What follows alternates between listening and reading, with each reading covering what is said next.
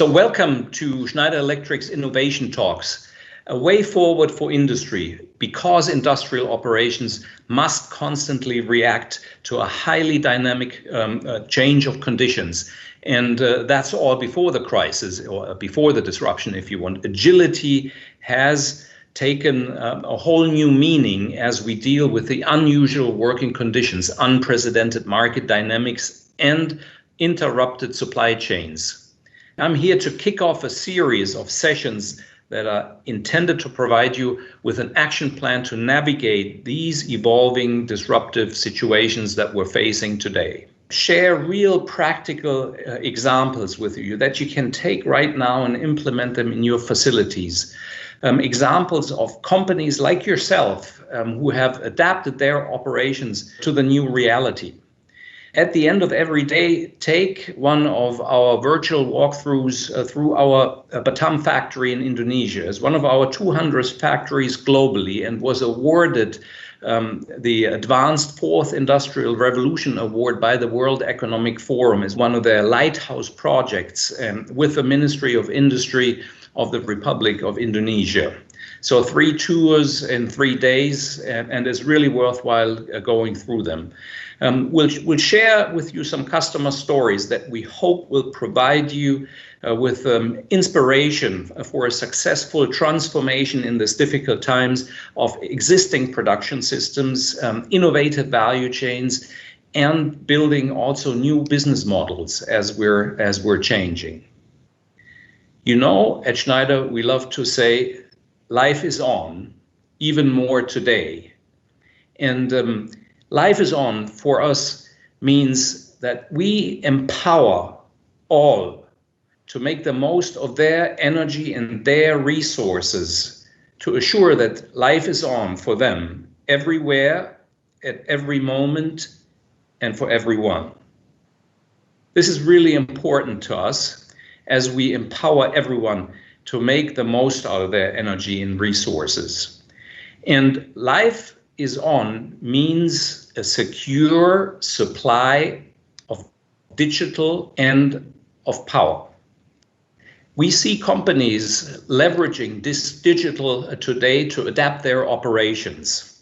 Life looks very different these days, as you all know, but in the past few months, we have seen many examples of companies leveraging digital to very quickly adapt their businesses to the current demands. And that's not going to go away. We see this further accelerating.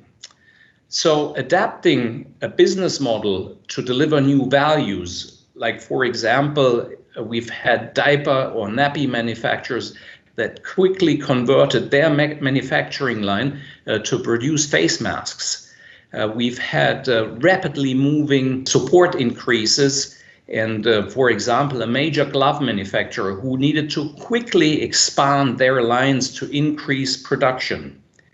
Now, both of these examples were only possible through a very collaborative approach in an ecosystem utilizing digital tools. So this crisis comes at a time where we are already facing 2 major technology disruptions that will be critical for the industry and industrial players moving forward.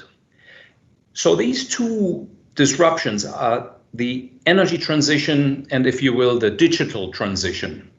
For most of us who work in energy and automation, or where energy and automation is critical, this means we're at the center of these disruptions. You are at the center of these disruptions. At the same time, downturns allow companies to gain market share because leading companies will be defined by their ability to balance resilience and adaptability. We believe energy and digital will be key enablers to drive the disruption and be the leader as it allows you to drive for maximum efficiency.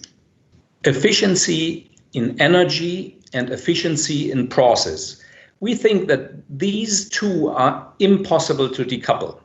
If you want to tackle your efficiency in energy, you need to tackle your process efficiency, as the process usually is the main consumer of your energy. You want to eliminate idle times. You want to have recovery mechanisms for electricity, for water, for heat. You want to increase your mean time between failures. You want to reduce your mean time to repair. You want to bring up your asset performance. And I can give many more examples, because that will allow you to increase your efficiency. At the same time, if you want to run your process efficiently, you need to have energy that is reliable and efficient to sustain that process. And that's not a given in any geography over the world. So energy efficiency allows always to also improve your environmental effects. But in a time when cost containment is especially critical, it is a valuable tool, if you will, to drive for cost synergies and at the same time sustainability.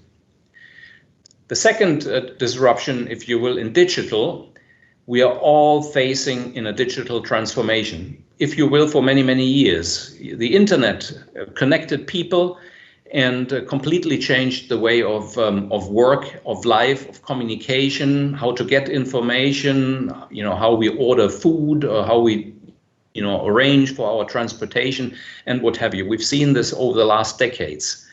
Then a couple of years back, we started to connect the machines, and machines to machines, and machines to people. We've been talking about the industrial Internet of Things. And what the Internet has done for us personally now gives us a glimpse of what can happen in the industry, and with that also for our business. Now, in the last couple of months, the digital adaptation has massively accelerated. So we've seen many of our customers with many more connected products, much more data that was generated, and more flawless integration of this data, be it on the cloud, be it at the edge, or be it, if you will, in the cabinet on the shop floor, on or off premise, like you desire. This is all starting to flawlessly work together. So no question, digitization of objects is revolutionizing everything we do in the industrial world. And we've seen this from many studies, and I'm not going to quote all of them, but it's especially true, of course, in the industrial space. And recent research has indicated to us that almost nobody is evaluating, but everybody is trying out. Of course, many people in pilot phases, many people also get stuck.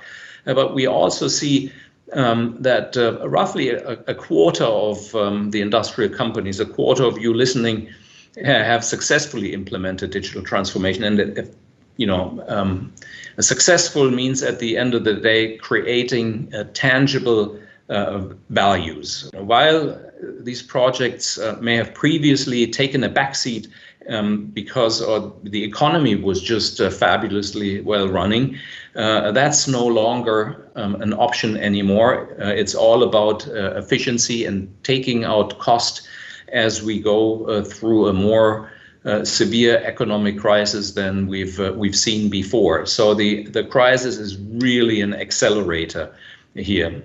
We love to say that the digitization or digital starts with the people. It starts with empowering the people, empowering your employees in order for them to make fast, informed, and important decisions. So augmenting their capabilities is key in our view, so they can operate already complex environments and make the most important decisions in a very informed way. So we guide those people step by step towards what they need to do and decide what's most important. And it also allows them to do many things remotely, stay away from dangerous machinery or from dangerous processes without needing to get close or do it from a safe environment. Thanks to the cloud, we can share digital models, so people can really start collaborating better on transparent and clear data and models that has been generated. So consider a factory worker who gets a notification on his watch, no brand mentioned here, sitting at home after work hours. And with the information he gets, he can or she can decide whether to connect safely and remotely to the factory from home, or needing to go on site, or whether something minor can be addressed maybe during the next working day at normal hours. So digital can really improve operational efficiency as well as effectiveness through guidance and decision support. So and of course, the improvement of safety that I'd mentioned earlier is, of course, a very, very important pillar. Now, how to get there in making the digital journey a success? How do we address these disruptions, empower our people, and make our companies more digital and more efficient? At Schneider, we see the world where this journey can be catalyzed, if you will, by 4 integrations. Let me guide you through them with real-life examples from our customers, so that we can also show you the value they have generated for themselves in driving those integrations forward. Now, if I start with the first one, energy and automation, I commented on this earlier because of the disruption. The integration of energy and automation is key, and for us is the 2 faces on the same coin, if you will. They need to work very close together. For many of our customers, energy cost is on top of their cost pyramid, if you will. It needs a connection of the process and the energy consumption to make sure to drive this down. So the evolution of energy means sharing energy between the grid, which is like the cloud for energy, if you will, and the edge, like a microgrid within your own facility. So this sharing can only happen if there is a digital system that keeps the in this case, the energy cloud, if you will, and the energy edge in your company together. But you need full visibility from your process control all the way into your energy systems. And we see energy and automation more and more intertwined, because this is the only way to get full efficiency, in our opinion. Now, let me give you an example of La Meseta. It's a coffee company in Colombia that produces roughly 5 million kilos of coffee a month. Now, for those who are not familiar with the coffee market, 5 million kilos per month, that's roughly 665 million cups of coffee per month. So for me, it would be 1 month production would be good for 1,000 lifetimes of coffee. Or you can also, it's enough caffeine to caffeinate France. They needed to, in this roasting process, you have a lot of energy usage. So you want to drive energy savings. You, of course, want to also do this in a very operational, profitable, and reliable way, because once the heater is in, or the roaster works and you cannot produce anymore, you have a lot of waste heat. And you want to improve process efficiency, and then, of course, optimize the operating cost, which you have in many facilities. So the challenge they faced are very common. Not particular to them, but then also, of course, special. But you can see this in many industries, and you can imagine the same for your manufacturing facility. So with EcoStruxure Plant and Power combined solution, bringing power and energy together, we were able to drive down at the same volume of production their energy consumption by almost 50%. That's a pretty big saving, as you can imagine. So it makes your coffee that you drink in the morning more sustainable if it comes out of that plant. Now let's move to another example, different industry. We go to the Mataura Valley Milk Factory. That's a dairy producer in New Zealand. They produce pretty high quality dairy, as you'll see. They wanted to build a fully digital plant with capacity and flexibility to easily expand production and volume to meet really a growing market need. So as opposed to me telling you the whole story, here's a little video for you to watch.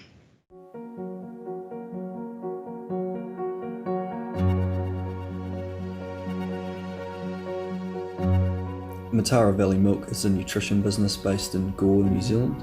We make infant formulas, bespoke powder nutrition, as well as skim and whole milk powders. Our goal is to be the world's best nutrition business. We operate in a niche part of New Zealand's largest industry. Our plant sets us apart from the rest of the world. I'm Scott Waddell, Engineering Manager at Mataura Valley Milk. I lead a team of skilled engineers where every day presents a new challenge. We have integrated Schneider electric products across our entire business, from sockets and light switches, miniature, motor and air circuit breakers, through to variable speed drives, active harmonic filtration, power factor correction, power monitoring, programmable logic controllers, manufacturing execution, batch management systems.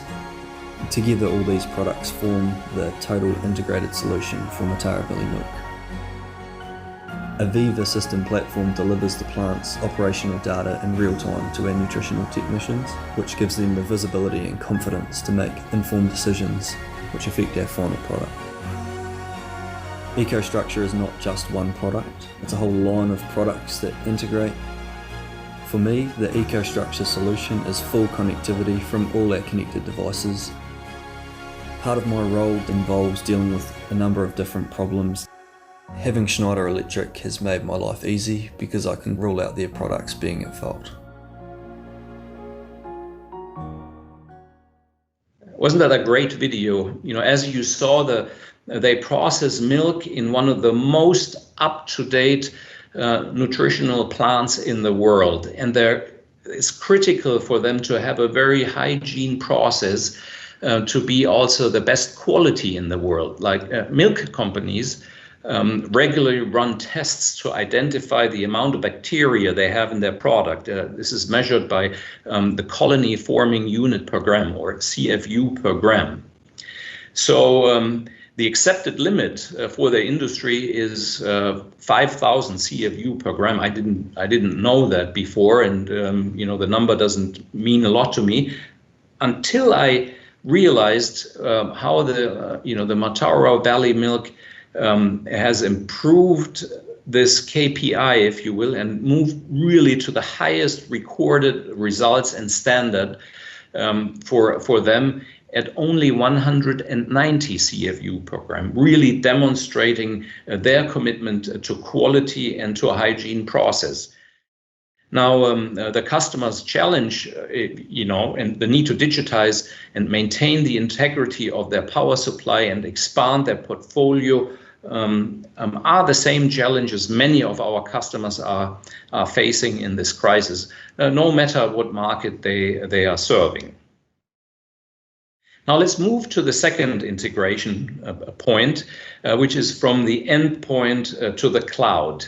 The endpoint is, in other words, the point where data is generated, usually on the shop floor or somewhere else, all the way to a control room, if you wish, or on an iPad, where you bring this data together. But if you have it on a pad, usually the data is hosted in the cloud. So this is made possible really with the increase of speed in communication and the unlimited processing power capabilities in the cloud. In the industrial space, and many of us have been here for many years.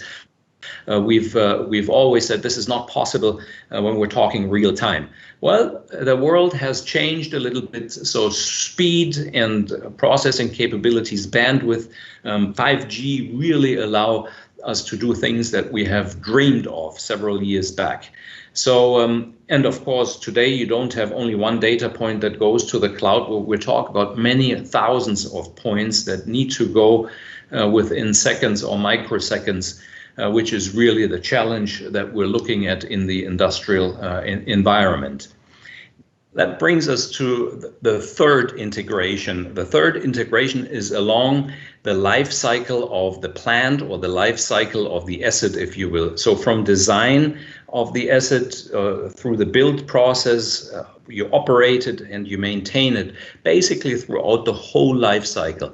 This we do in particular with our partner, strategic partner, Aviva, our software company, if you will. So we started from the world of operations, connecting products to controls and software. But we realized our customers are looking for more efficiency over the whole life cycle of their installation.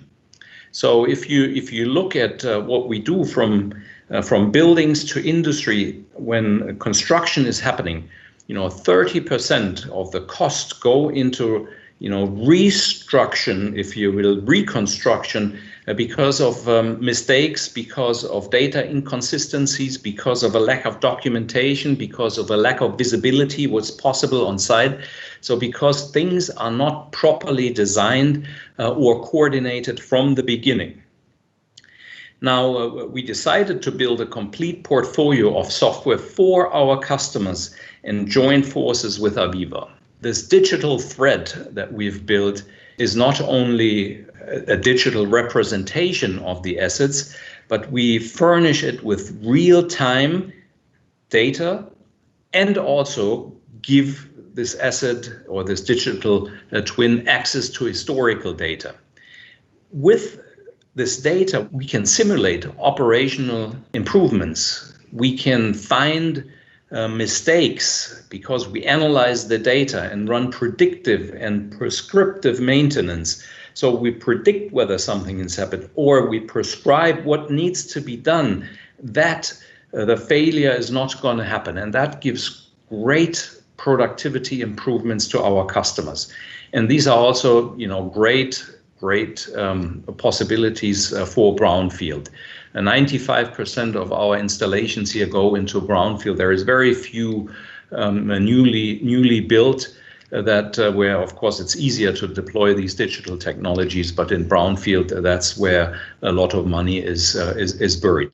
Now, here's an example on that, and we'll go into sugar plants. There is Wilmar Sugar, and that's an Australian leading producer of raw sugar and a major provider, of course, of renewable electricity and bioethanol, as these are also byproducts of the sugar production. They needed to modernize their largest sugar mill that you can see here. Wilmar crushes about 15.5 million tons of sugar cane each year. Of course, there are peak and low times, as you can imagine, producing more than 2 million tons of sugar, which is more than half of Australia's raw sugar. So they implemented a very comprehensive digitization program with a dynamic process simulation that allowed them to design and operate the plant much safer, but also, of course, much more profitable.